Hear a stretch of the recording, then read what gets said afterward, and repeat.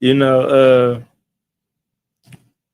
respects to Copacetic Soul, right? He was the poet that introduced at least us to Southern Fried as a thing. And so he was the first one to see it, right? And so I think that my generation, you know, us as the poets that went, I think that we were blessed to have gone through this together, right? So the practices look different as a whole when we came back because we knew what it took. Everybody knew what it took. You know what I mean? So it wasn't a lot of gray area for what we need to bring and how prepared we need to look. You know what I mean? Like we all were on the same page with that. I think the challenge with Slam now, you know, I'm finding out as a coach, is that everybody hasn't seen it yet.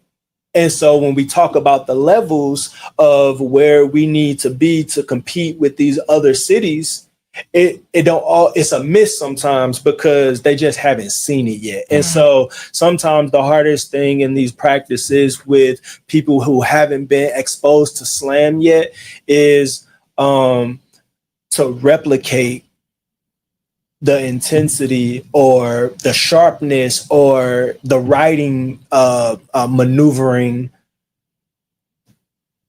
that competes in the game of Slam, right?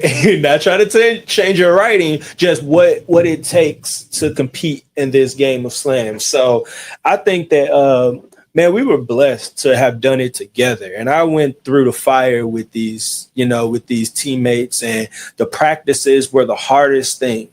The practices were the hardest thing, physically, emotionally. You know what I mean? Like, we ain't like each other sometimes. You know what I mean? Like, you just kind of get into that. I think that that's a part of being together all the time. You know what I mean? Just people being people. I think we were young people. You know what I mean? And so not having all the maturity levels that we probably needed to work with each other, we did the best that we could.